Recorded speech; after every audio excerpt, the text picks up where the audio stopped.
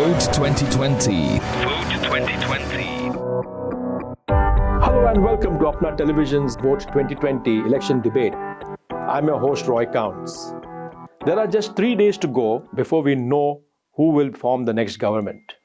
Will it be Labour who will get a second term, or will National pull off a miracle? Vote 2020. Vote 2020. To debate the merits of each party, we have invited Labour's Phil Twyford and National's Alfred Ngaro to the studio for a head-to-head debate. Phil Twyford is a 4th-term Member of Parliament from Te Atatu. He is a cabinet minister. He's also the Minister for Urban Development and Economic Development. Phil has been in the centre of controversies for his Kiwi Build and light rail policies. Alfred Ngaro is a 3-term MP from the Te Atatu constituency. He was a cabinet minister in the Bill English government when he looked after the portfolios of the Pacific peoples, and also he was the minister or the associate minister of social housing. Alfred was a one-time Labour supporter, but these days he's a strident critic of the Labour Party, and this has landed him in many controversies. We wanted to do this debate with Phil and Alfred, but for some personal reasons, Alfred Ngaro could not make it to the studio. So we have gone ahead and done the interview with Phil. However, we are going to cover the same topics that we were going to cover in the debate. Vote 2020. Vote 2020. So welcome to the show, Phil. As we said, that this was supposed to be a debate, but Alfred has not turned up, and we'll just go ahead with you now, right? Sounds so I'm good. going to ask you the same question that I was going to ask both of you, and I'll try to play the devil's advocate on sometimes. Sure. So let's begin with a 60-second pitch to our viewers. Why should they vote for you? Thanks, Roy. Great to be with you, and hi to all of the APNA audience today. I'm asking today for your party vote for Labour to re-elect a Jacinda Ardern-led government. If you like the style of leadership that Jacinda and our team have shown over the last 8 months as we've navigated the country through the global pandemic, keeping the virus at bay in an effort that's been recognised internationally as among the best in the world, and of course, taking the country into the economic recovery. I'm also asking for your electorate vote, if you live in Te Atatu, to re-elect me as the local member for the Te Atatu electorate right here in the heart of West Auckland. I'm a 3-term representative for our electorate and our communities in West Auckland, and I take seriously my job to fight for the things that West Auckland needs, whether it's apprenticeships, jobs, more affordable housing, better transport, good local schools, and a hospital with all the services that we want. So in this election, please, party vote Labour to re-elect a Jacinda Ardern-led government, and vote Phil Twyford for Te Atatu. Oh, just on time. That's great. Okay, Phil, let's begin with the COVID response. Just yesterday, Judith Collins has been firing some rockets at the government, and she said that the COVID strategy has been a fail. She said that the border testing was a fail, MIQ was a fail, and the COVID testing was a fail. How do you defend the government's COVID response? Well, I think in the heat of an election campaign with an increasingly desperate opposition, you can understand that for the parties of the right, they want for their own political purposes to try to tear down and talk down the effort that the country has made over the last 8 months with COVID-19. But when we look at what people are saying internationally, whether it's the World Health Organization, whether it's any number of international leaders, or recently Nobel Prize winning economist Joseph Stiglitz, the effort that the country has made has been recognized as among the best internationally. Our mortality rate, our infection rate of COVID per capita has been one of the lowest. And if you look at the astringency index produced by Oxford University, you can go online and see, we are now one of the freest countries in the world with the fewest restrictions. What about the border testing? Because your opponents are saying that, although Jacinda has been saying that they went hard and early, David Seymour and the others are saying that you did not. They said you should have gone earlier, a month before you actually did. How do you respond to that? Well, there's no question we did go hard and early. If you look at the number of days that elapsed from the first COVID case in the country, we were one of the earliest countries in the world to close the border, one of the earliest. And shortly after that, we went into a level 4 lockdown, one of the toughest lockdowns in the world. So you reckon that if you had closed the borders earlier, it actually wouldn't have made any material difference? We would have had the same kind of outcomes. Well, there's a lot of what ifs there. I don't know. But if you compare New Zealand to other countries around the world, in terms of the number of days from the first case in the country, we were very, very quick to move. And we had one of the toughest lockdowns. So we did go hard and we did go early. That's why we've had such low rates of mortality and infection. Right, and that's obvious, that's obvious for everyone to see. But what about the testing of the border-facing staff? Now, the government was under the impression, and the cabinet had actually allocated funds for all the border-facing staff to be tested.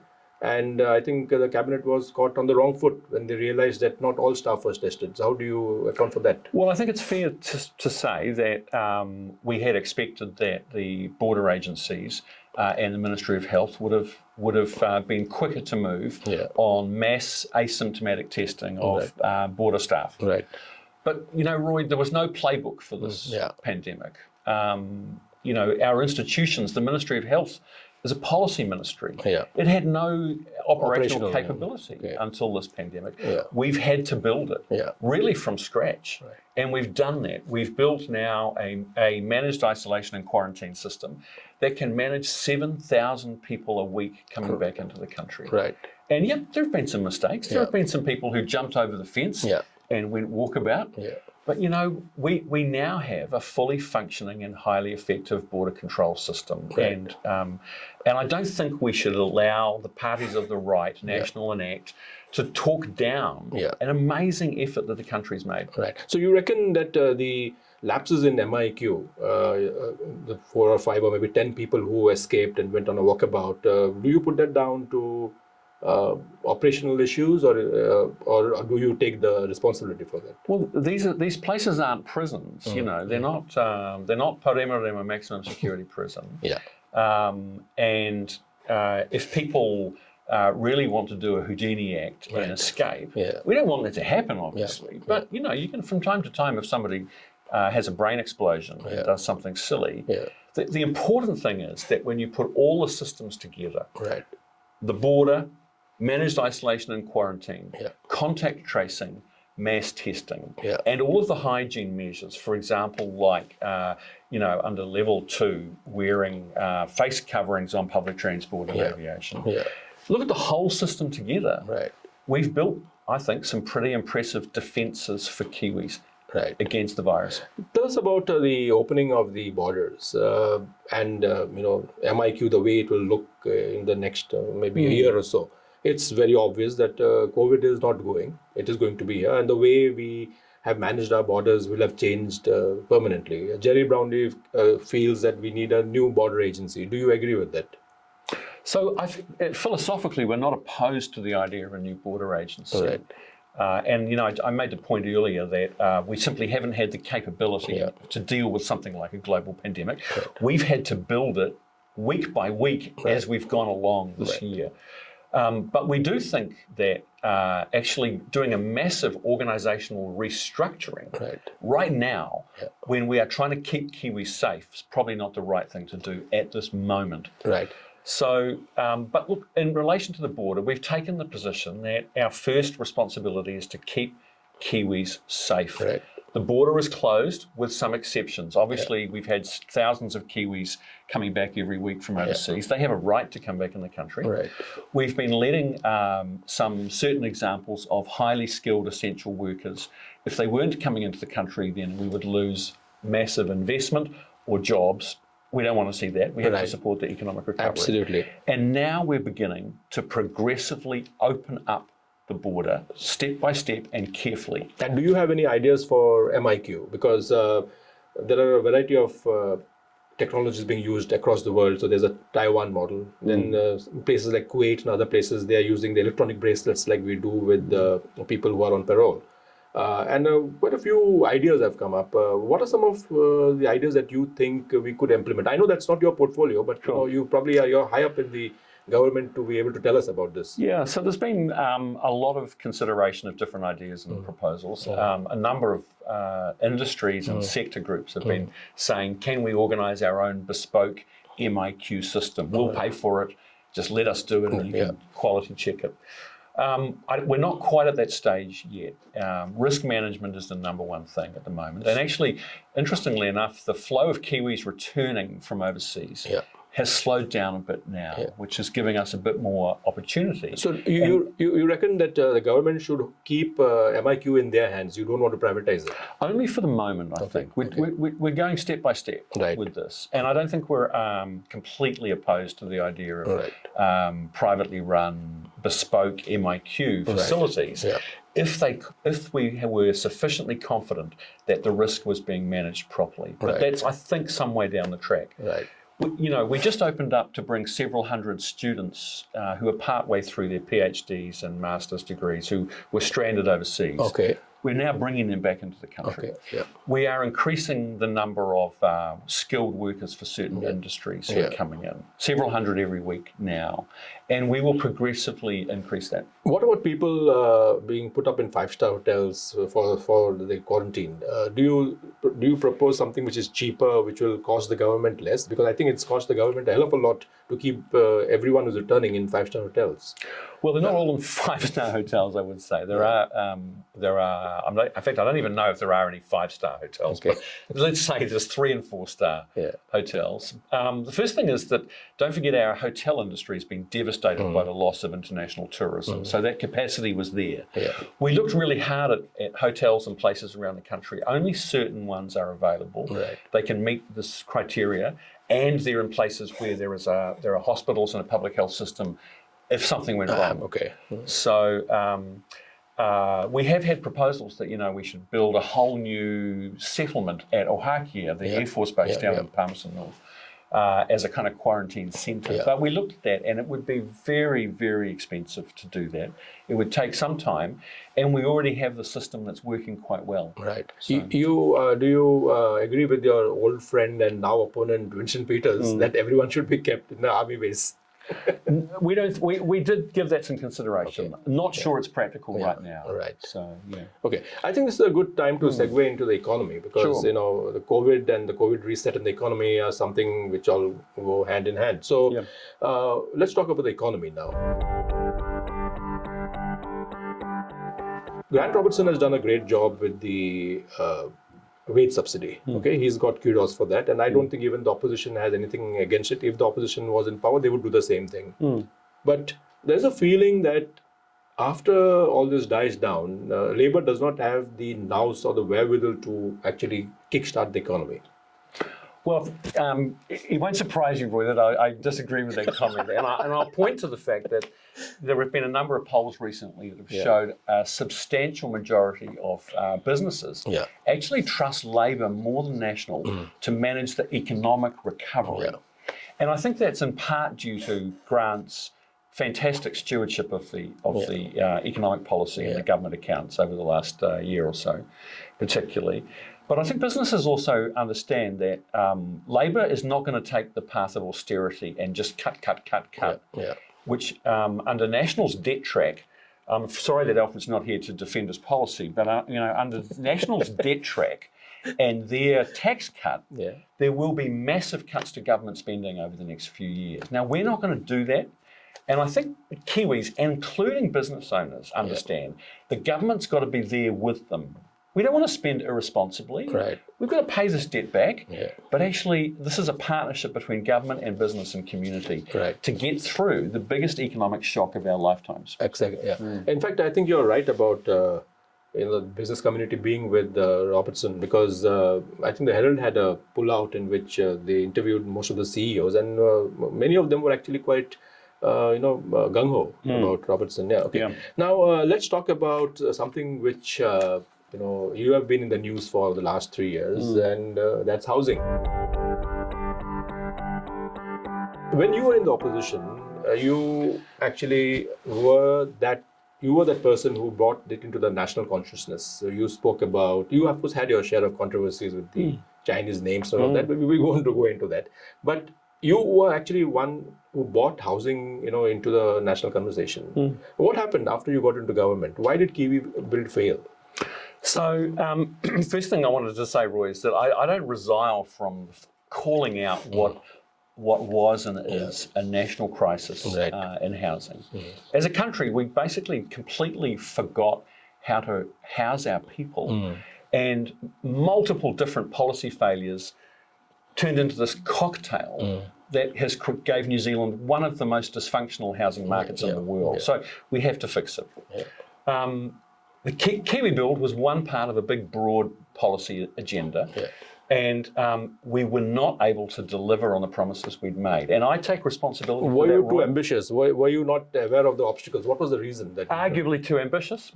Underestimated the extent to which the government bureaucracy had no capability to implement our policies. So was it stuff like the RMA and materials and all of that? No, not so much the RMA, but we were wanting to work with the private sector to build more affordable homes. It was tougher to get to put in place a program that would shift sufficient numbers of the private sector developers into building more affordable homes than we'd anticipated. Now, I've taken the fall for that. I'm accountable for that. I accept that entirely. But we've never stepped away from Kiwi Build. And in fact, we're right here in West Auckland now. 35 Kiwi Build homes have been completed and sold. There are another 230 under construction. And just up the road in Henderson here, there are beautiful 1 and 2 bedroom apartments selling for between $400,000 and $600,000. They're Kiwi Build homes. Plus, Roy, on top of that, we have unveiled, I think, a pretty amazing change agenda for housing. We've a massive state house building program. We have housed thousands of homeless people. I stopped the sell-off of state housing when I was the minister. I brought in the Healthy Homes legislation, which means that for renters, their homes are going to be warm and dry. Now, Judith Collins has promised to repeal that, and Barfoot and Thompson, the city's biggest property managers, are urging her not to do that. You also started a new department, didn't you, or a new ministry? I set up the Ministry of Housing and Urban Development. We didn't have a government department with the capability in this. I also set up Kainga Ora, which is the government's development agency, to build houses, partner with the private sector. So what's the vision for the next 3 years?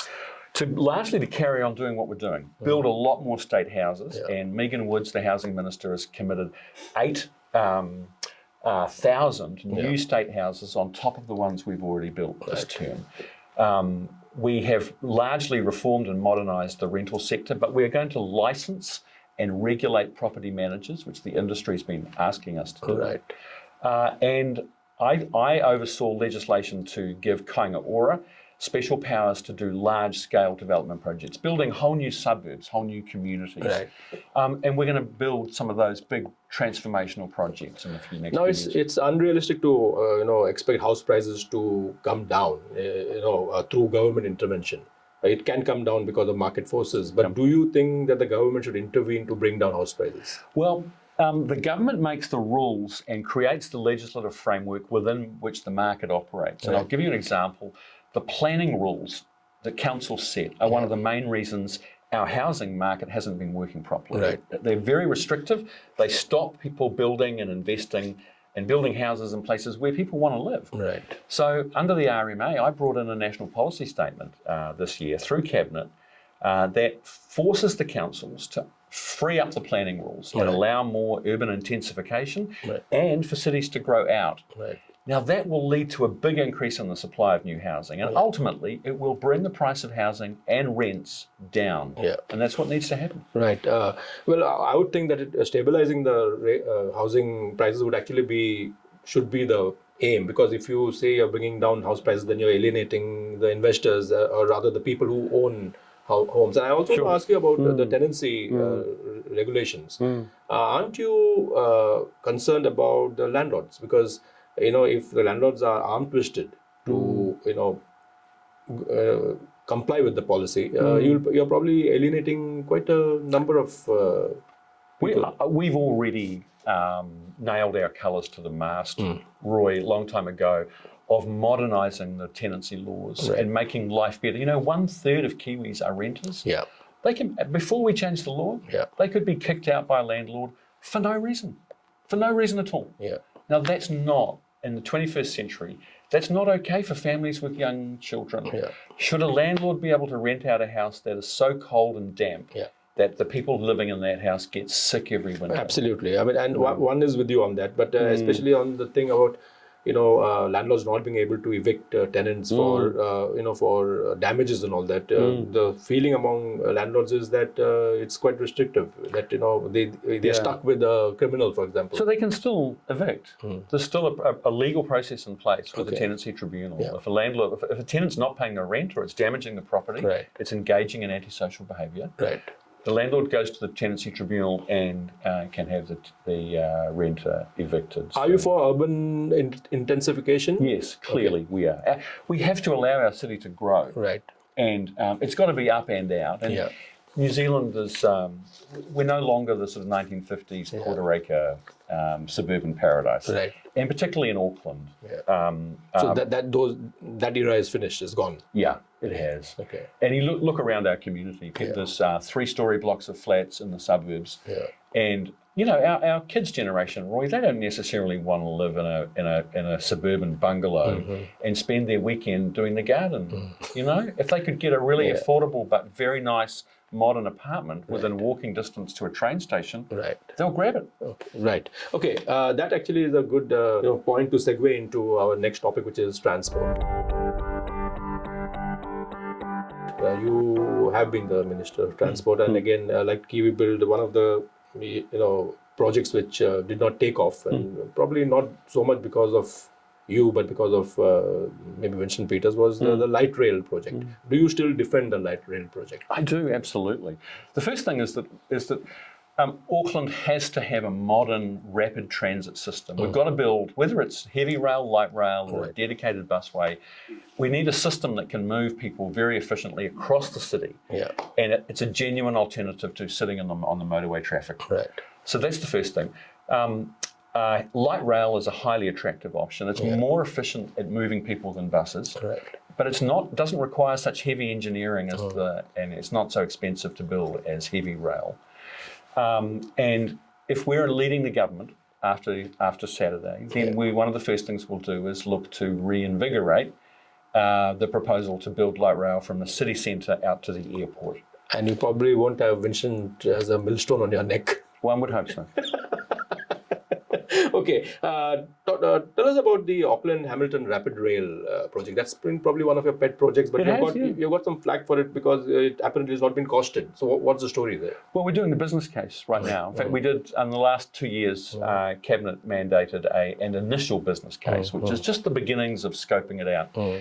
Working out what the options are, trying to do some analysis about what the effects would be, and looking at the costs. So there are 4 different options in the business case, and they are costed. They go from a few $1 billion to up to $15 billion. Based on the scope of the project. Yeah, and whether or not you build a whole new rail line, or you just make some improvements to the existing one.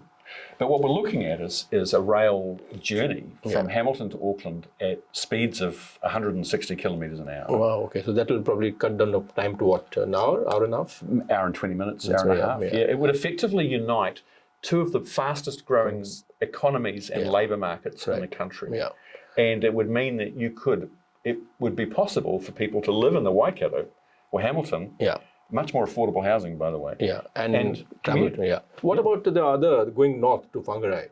Or how about having a line from Hamilton right up to Whangarei? It will actually develop the entire region. So the vision for this half the country's population and most of the growth is happening in the upper part of the North Island. Right. And so to support that growth, we have to have a good road network, and we have to have rail and public transport alongside it. So do you support Judith's $31 billion transport project from Whangarei right up to... Well, some of the projects are good ideas, and some of them are our ideas.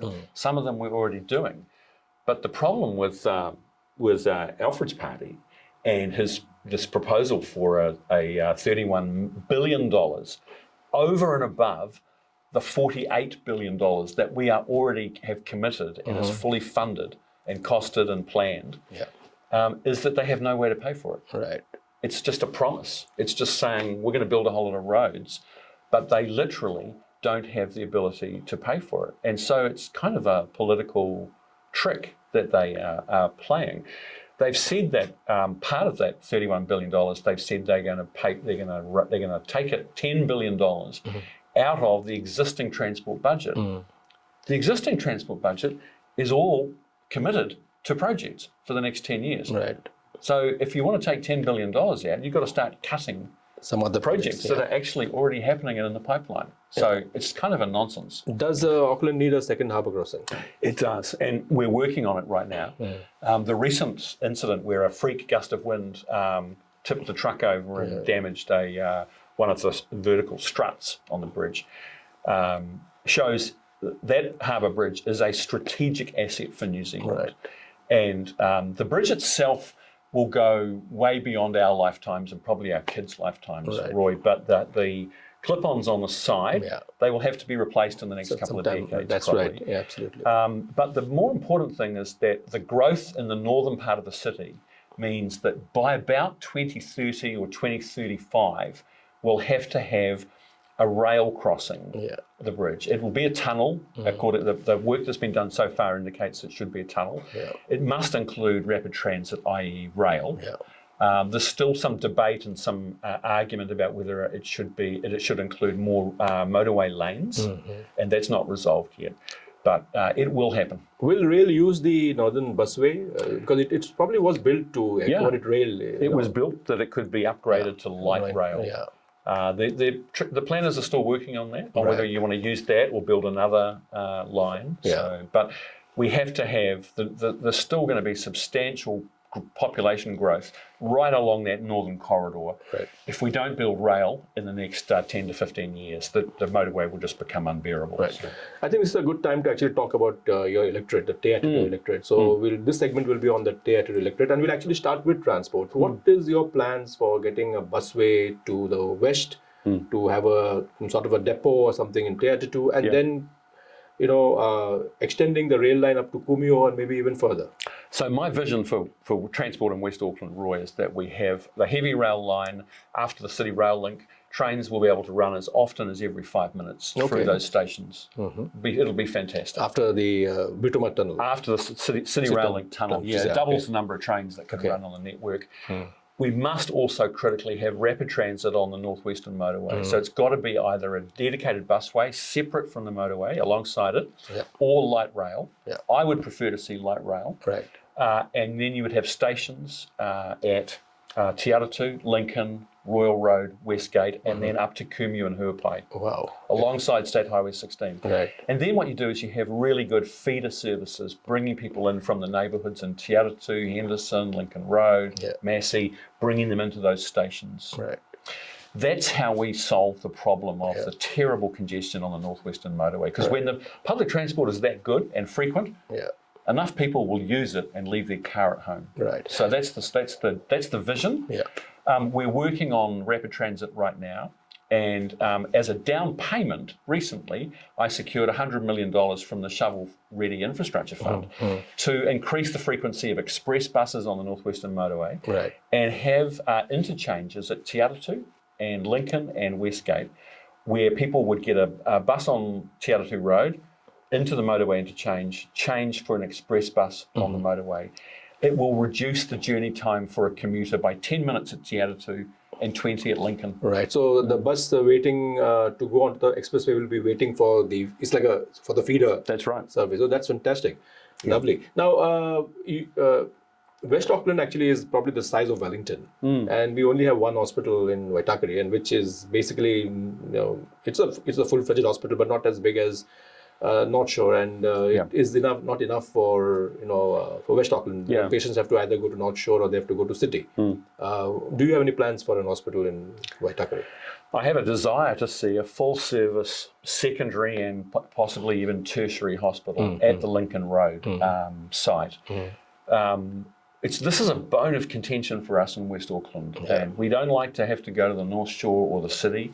We need more services at the Waitakere Hospital. It's a great hospital. The staff are fantastic. I've been in there myself and experienced firsthand how great the staff are. Now, the opportunity we have is that the population is growing so fast in Auckland's north and northwest. We need another, in the next 10 to 15 years, we need another regional hospital. I and my Labour colleagues want to see that hospital built at Lincoln Road, Right. and redevelop that site. There's plenty of space there. You build up, and you could build a modern hospital that would service the north and the northwest with great transport connections. Right. And right in the middle of West Auckland, which needs more and better health services. Right. The thing is, we're fighting against South Auckland, Hamilton, Wellington, you name it, the rest of the country. But these big hospital builds cost billions of dollars. While on on health, do you think the DHB should be disbanded and everything should be centralized? What's your view? Personally, Roy, I do actually, and I think in a country our size, it's crazy to have so many DHBs. Exactly. And our government did a review that Heather Simpson led that looked at this, and she's recommended dramatically reducing the number of DHBs. Right. And in the next term of government, our government will work through those issues and look to reform the system. Right. And it may not be one national health service, it may be 2 or 3 regional organisations, but the current system's not working well. Exactly. We need better. I think that's quite obvious. The current system is not working. Yeah. Now, from this point on till we end in a few minutes, it's going to be rapid fire. So I'm going to ask you some quick questions. Some of them will be based on what we spoke about, and some will be to get a gauge of your knowledge of the Indian diaspora and our viewers, right? So let's say, do you believe that minimum wage should go up to $20? Yes, I do. Do you believe it should be now, because with the COVID reset, with the businesses not being able to sustain that? We're strongly committed to tackling low wages in this country, and annually increasing the minimum wage is a commitment that we've made. And we're doing a whole lot of things to support business, but we're not prepared to compromise on lifting wages. Do you personally support a wealth tax? No, I support the Labour Party policy, which is no to a wealth tax. Right. Yeah. But James Shaw is actually twisting your arm, so let's see where that goes. Right. On abortion, how did you vote? Did you vote yes or no for? I voted for the reform. Okay. I believe that abortion should be safe, legal, and rare. Right. I believe that it was the right thing to do to take the law out of the Crimes Act, which is archaic, and treat it as a health thing. Yeah. Bring it above board, you mean, so that all the illegal stuff doesn't happen. That's right. Yeah. Okay. Yeah.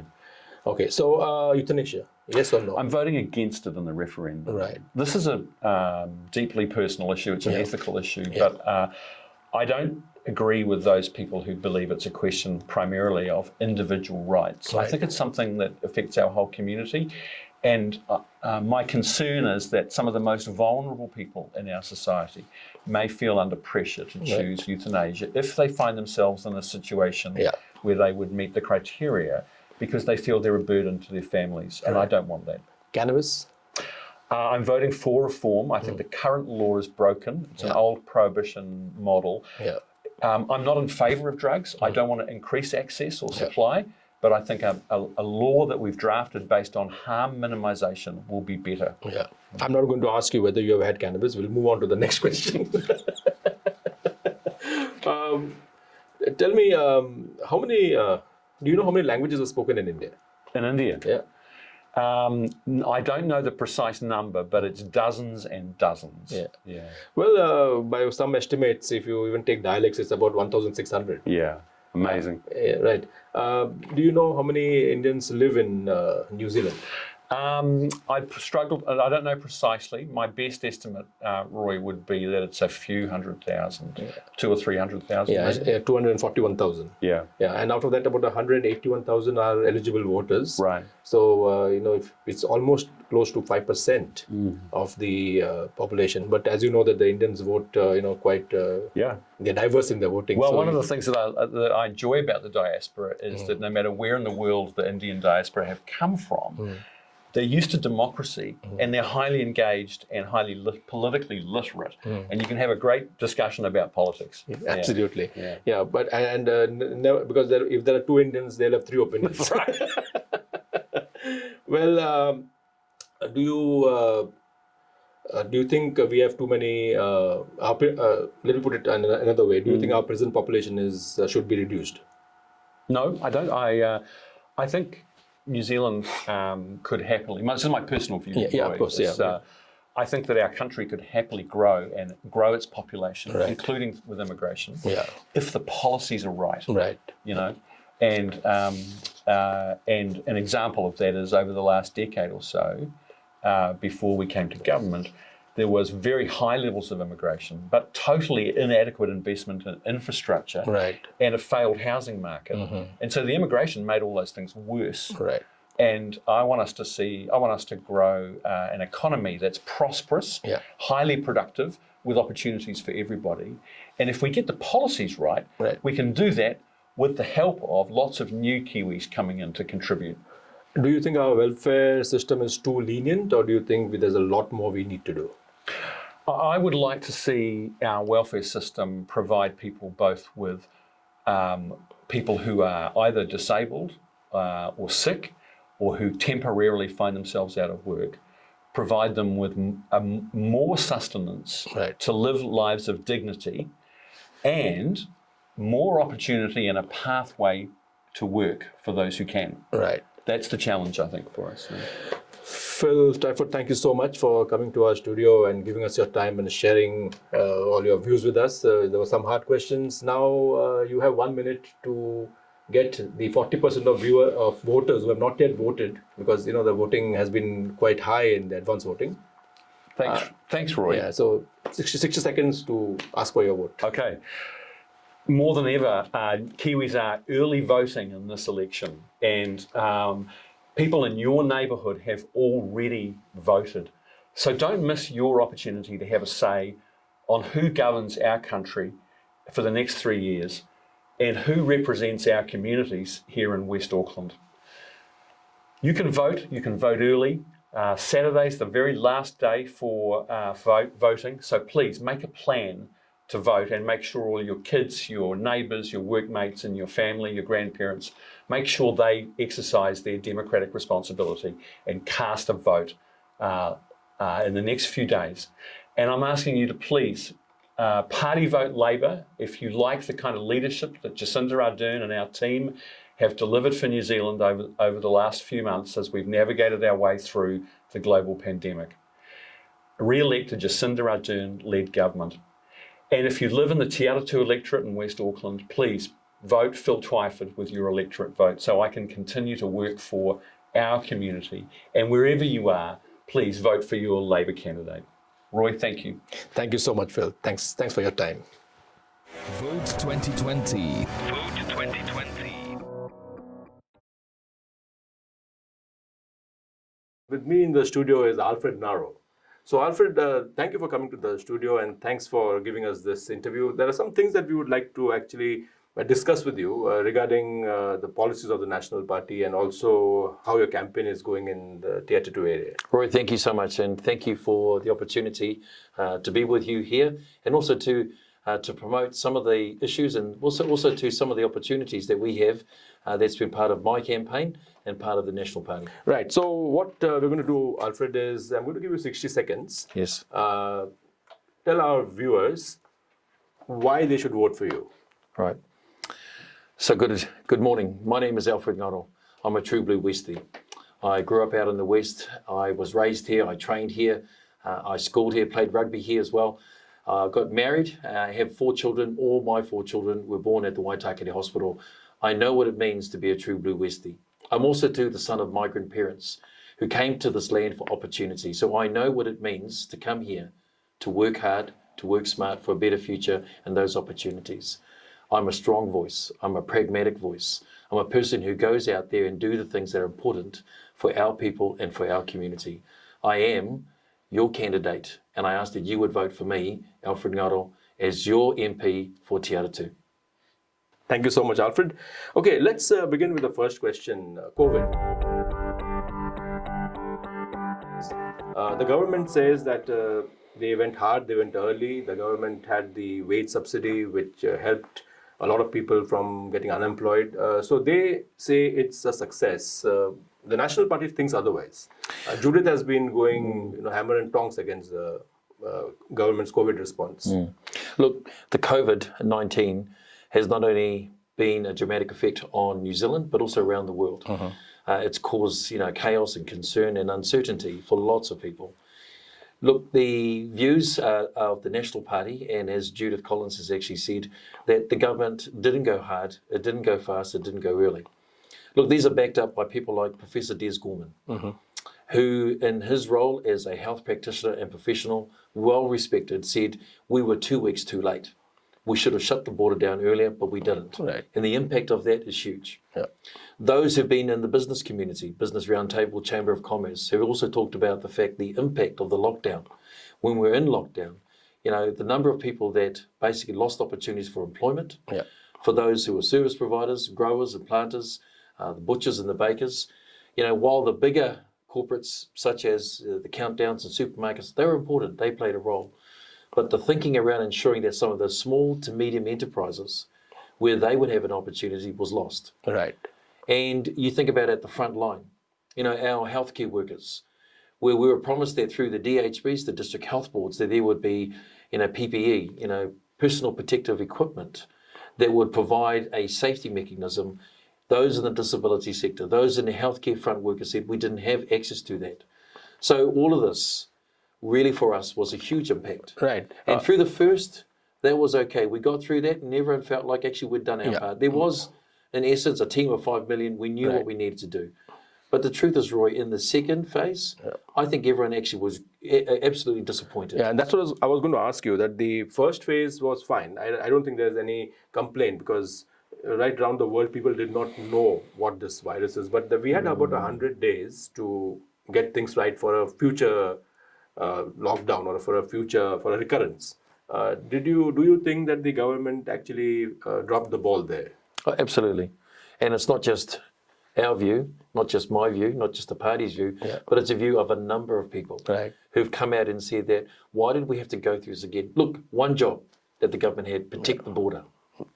And what we heard was that, number one, the promise that the border would be protected by ensuring that all of our frontline workers were tested so that we could trace whether there were any elements of COVID-19 wasn't happening. We saw the blame game of ministers turning around and saying, well, some of them didn't want to. You had customs officials basically coming out, that's not true. We actually applied to MB, we asked that we could be tested, they were refused. Right. Our hospitality workers, those who were in the hotels, who again had the quarantine facilities, they too were blamed for saying that they didn't want to be tested. They came out again. The unions came out in particular and said, again, they had applied. There's a paper trail, emails to show they'd asked to be tested. That wasn't the case. So if the government had not done the second lockdown, what would be the alternative? What would the national government have done? So there's two things that I think are now starting to come to the fore that what people are asking the question. Right. So the Prime Minister went and she said to the nation that the approach that they are taking on first principles is the elimination and the eradication of COVID-19. Now, the truth is, that's not possible. Yeah. You can't eradicate or eliminate this virus. And so now they've tried to find another form, another way. Why? Because elimination eradication means that part of their plan is that then every time this emerges through community transactions, then what they'll do, or transitions, they'll put a lockdown in place. We can't afford to do that. So what epidemiologists are saying, and what the National Party also are believing in, is that other countries have shown that if you take a managed approach, in other words, you have to accept COVID-19 will be our reality. Right. A bit like the common flu, it's here. And what we need to do is then manage that. How do we manage that? Number one, protect the border. Ensure that there's safety at the border. We're not going to have that coming back into the country again. Number two, look after the vulnerable. So those that are elderly, those who have bronchial problems, we should make sure that our healthcare workers and the support that wraps around them ensures that their safety is the most paramount issue for them. Right. That's what we would be doing. Okay, now with the wage subsidy and all the other, money that the government has spent to manage the pandemic, we are actually gone into a $200 billion hole. The National Party says that Labour does not have the nous or the wherewithal to pull the country out from this hole. What is the National Party's plan? Well, the problem is that when we look at wage subsidy, which is important, and that looks after the worker. But you see, those that have run a business know that's only 1/3 of the cost. You've got your provisional taxes, for instance, your GST, your PAYE. So there's tax that actually goes along that. Right. That's another third. Then you've also too got the cost, for instance, of your facility, the maintenance of your vehicles. Right. So there was no support that was given to those companies, to those organisations in that sort of situation. So what National has clearly said, what we would do is that we'd make sure that cash goes back into the hand of the employers so they can run their businesses. Right. So now let's talk about housing. Because that was the issue on which the 2017 election was fought, or rather one of the major issues, because we knew at that time a lot of people, were not getting rentals and house prices were soaring. What is your vision or view about the housing situation and what can be done? Well, it's definitely not Kiwi built. Okay, you can make a whole lot of promises, 100,000 houses in 10 years. Yeah. You know, I come from the construction sector, and I can tell you this: when we heard that, everyone that I talked to and everyone I know could never be done. It's not pragmatic. Were they being very ambitious, or did they just put out a figure out Well, there? you know, a press release is not a plan. Yeah. Okay. And people can sort of make a dream. But, you know, Roy, when you're in the public space, for any promises that you make out into the public, you've got to be able to deliver it. So there was no planning in place.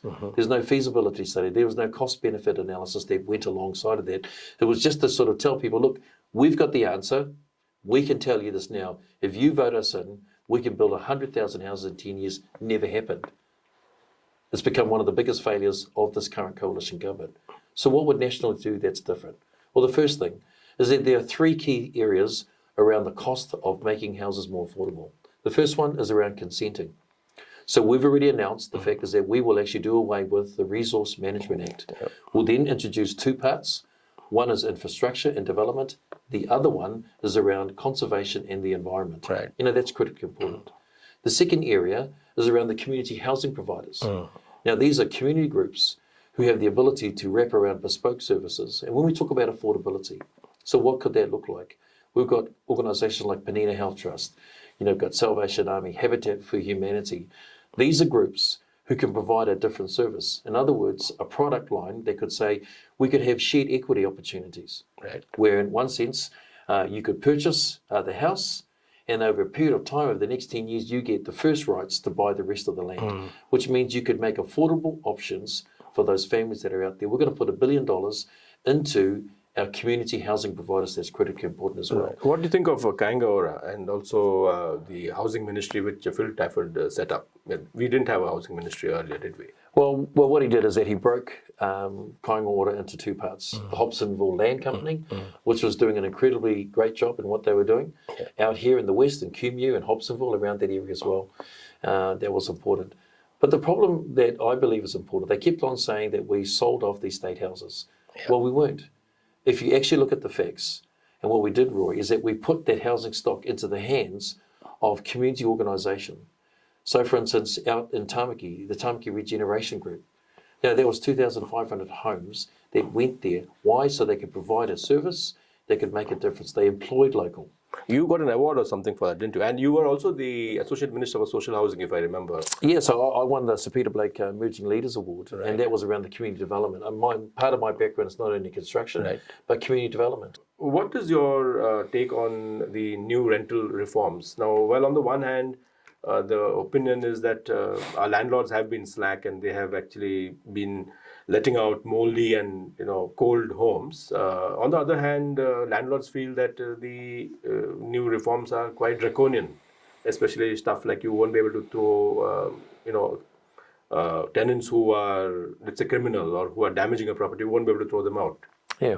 So look, what the figures show us is that 70 to 80% of landlords are actually mum and dad investors up and down this country. In other words, they wanted to save for their future and their superannuation, which was to buy a rental property, one or two rental properties that they could have. Right. So these are not these big corporates or big developers. There are some of those that are, but on average, the majority are mum and dad investors like you and I who'd say, look, we want to buy a property. It's a way of saving up for the future. Right. So they're good people.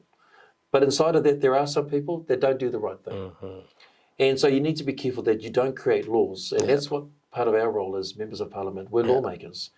You don't want to create laws that harm the bigger group of people who are doing the right thing. Right. And some of the changes around the Residential Tenancies Amendment Bill have meant that people who are good landlords, who worked incredibly hard, have been punished and penalised for trying to make sure that they do the right thing. So, for instance, last week, in fact, I did a 2 p.m. live on my Facebook page with a gentleman who had a couple of rental properties. And so he said he doesn't mind. His houses are warm. They've got heat pumps in there. They're insulated. But he said the cost continually and the impact for him is now it's meant that for the tenant, it's actually more in favour for the tenant rather than it is for the landlord. And he believes in balancing that up. Right. So, for instance, what it means now is that the 90-day notice that you've got to give means that actually that puts it in the hands of the tenant. The ability that, for instance, to go to tribunals. The tribunal down here is struggling to have cases being heard because they don't have the capacity. So the truth is, Roy, that a number of them are struggling. In the end, some of them are saying they're just going to move out of that market. What does that mean? Less houses, less opportunities for rentals for our families. Phil Goff, the mayor of Auckland, I think sometime last year, it's not a proposal, but he actually put it out there that if investors are keeping a house locked up for months with no one staying in it, he thought that he reckoned the government should be able to intervene and place tenants in such locked homes, which are private homes. Well, he actually said that. Well, that's again part of a socialist ideology, right? In other words, that the power of the state is to go into our private homes and to be able to take away our private rights, our freedom of our rights. Look, this government did that around the COVID-19 Public Health Response Bill. It passed a piece of legislation which meant this, that they could have the power, without a warrant, police could enter into your home. And then also too, would have enforcement officers who could go into a business. They could shut down the business purely on an allegation or a suspicion. We have a government at the moment that's taking away the freedoms. And when I hear Phil Goff, who used to previously be a leader of the Labour Party, that's exactly the message they want. They want to show the concern and say that people need rental properties. But then they want to say you, as a private citizen, don't have the right to do whatever you want with your property. If you decide that you don't want to be able to rent it out for a certain period of time, who's to say that they would take that right away from you? Now, surely that can't be right. It's wrong on so many different levels. And I believe that most New Zealanders will say that that's not what we want. So the Labour Party has started moving more and more to the left, especially with their socially liberal policies. What effect is that having on the Pacific and other communities in your electorate? Are they now sort of resenting that push to social liberalism? So what I'm hearing out in the community, Roy, is that this is not the Labour Party of old that they came to know. This has now changed. And the values even of Jacinda Ardern, the current Prime Minister, her values have shifted to the point where they're incredibly to the left. They're incredibly liberal. And it's not only in support of currently the end-of-life choice bill, which, by the way, the coalition government, 80 to 85% of them supported the euthanasia bill. If we talk about the abortion law reforms, the most liberal. Now, that was championed by the Prime Minister herself. And people have said that this bill has been the most liberal form of abortion reforms internationally as well. We've got the referendum around legalising recreational cannabis. You know, we've got a government that basically has been introducing non-binary gender identity that's confusing and creating chaos into our communities, among schools in our community as well. These are not the issues that are the most important, but somehow they're being championed by this current government. You know, our people are concerned. These are not our values. Last night I was talking to a gentleman on the phone, and he said to me that he came to this country because New Zealand is a beautiful country. It's a country that where he'd come from in his own country, it was becoming like a war-torn nation. And he came here and he brought his whole family. And he loves New Zealand. He loves the scenery. He loves the people. But he's now becoming concerned. He's becoming concerned because the very values that he left from are now being introduced into this very country. And he said the way that we're looking at our elderly, for instance, and those that are sick, around the euthanasia bill. He can't believe that this nation, this beautiful nation, that now is introducing a value where state-sanctioned killing, basically, is what it's saying.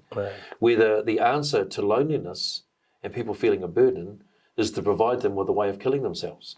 Because inside that end-of-life choice bill, it's not only euthanasia, but it's called assisted dying. He was saying to me, on one hand, we're trying to deal with the issue around high rates of teenage suicide in New Zealand, but then we're going to say, actually, but there are other ways that are acceptable to kill yourself, to commit suicide. He said, how can that be right? He then went on, and another elderly gentleman who's lived in West Auckland for all his life, he said to me, you know, Alfred, it took me a week to get over the conversation you and I had when you started talking to me about the abortion law reforms, with the potential of going up to full term, with the ability that where if there's a failed abortion, that if the fetus, the child, is actually outside and has failed and still alive, there is no medical provision or support given. In other words, the child will die. There are many issues like that that are absolutely concerning. People who are migrants who have come here to this country for a better life and for this beautiful country, and now to see this, people are concerned. Absolutely. And I think that these three, the abortion, euthanasia, and the cannabis reform, is something which has started spooking the people who are in the center or center-right, and who were supporting Labour. What I mean is that they were socially conservative, but they were supporting Labour. And I think that's probably, they are moving, towards other parties. Yeah, well, let's talk about the cannabis, for instance. There was a debate which was public, and so I can talk about it. And Ronji Tanielu, who's out in South Auckland working for Salvation Army, he openly was challenging Helen Clark. Because she was talking about how this is going to be good, could be good for the economy, good for Māori and Pacifica people. And he said, you can't be saying that. That's not true at all. It's like, for instance, when we, changed some of the liquor outlet laws. And so what happened? Who got impacted the most out of this in the worst way? South Auckland. Places where mainly our Māori, Pacific and our migrant communities were. This here will be bad in so many ways. Number one, the message that it sends, that actually decriminalising and legalising drugs, it's okay. And here's what he said, this is part of a shift towards more the urban liberal point of view, that it's good for us. But the truth is, for our communities and for our migrant communities, our Pacific and Māori communities, it's bad in so many ways. Why? Because they will target us. Why? Because there will be more crime. Internationally, it's shown that any judicial legislation that has changed the framework around legalising recreational marijuana, the incarceration rates and the conviction rates for those Indigenous populations have gone up. It won't make it better for us. It'll just make it worse. Right. And let's come to the final part of our discussion on your electorate, Te Atatu. What are some of the things that you would like to see changed, or what are some of the improvements that you would like to see in this electorate? So as I've surveyed our community over a number of years, first of all, the number one issue, transport. As you know, a lot of our people travel in and out of West Auckland, either to go to work, whether it be over the North Shore, or whether it be South Auckland, Central Auckland as well. But you already have a light rail for that, haven't you? Well, there was an idea about light rail. Unfortunately, that failed. Again, another one of the sort of failures of this government. Again, a press release is not a plan, Roy. You can turn around and say, look, this is what we want to do. It's purely a dream.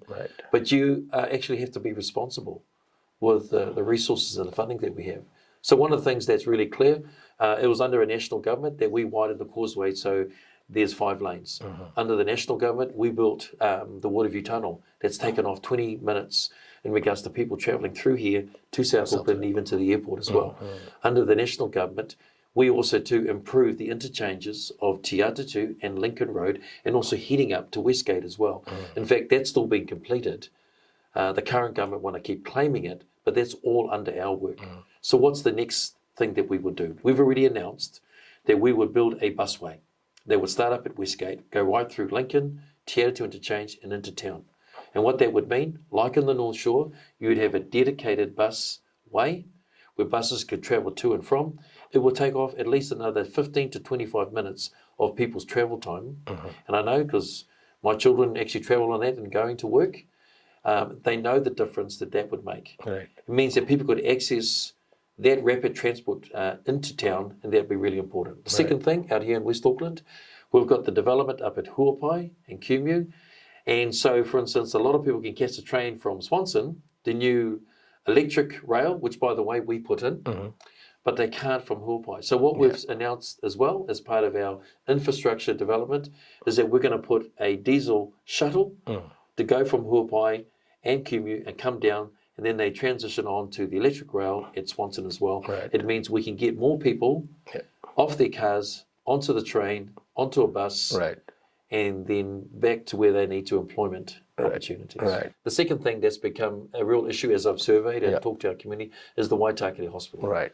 You know, I've had my own personal experience with my mother going through there. Look, the people there, the doctors, the nurses, the health practitioners are working incredibly hard within a limited means. Right. The truth is, the reports that have come out, the asset management report has shown we have a cottage hospital servicing a population the size of Wellington. That's 580,000. That's the catchment area. We don't have a proper ICU. We don't have proper elective surgeries. We don't have radiology. Really, we should have a fully functioning district health hospital here in West Auckland. And so that's one of the things I'm championing. It's important. People have been asking for it. There is a plan already in place. There's costing that's in there. So that's not a press. It's already been done. Not a press release. That's not a press release.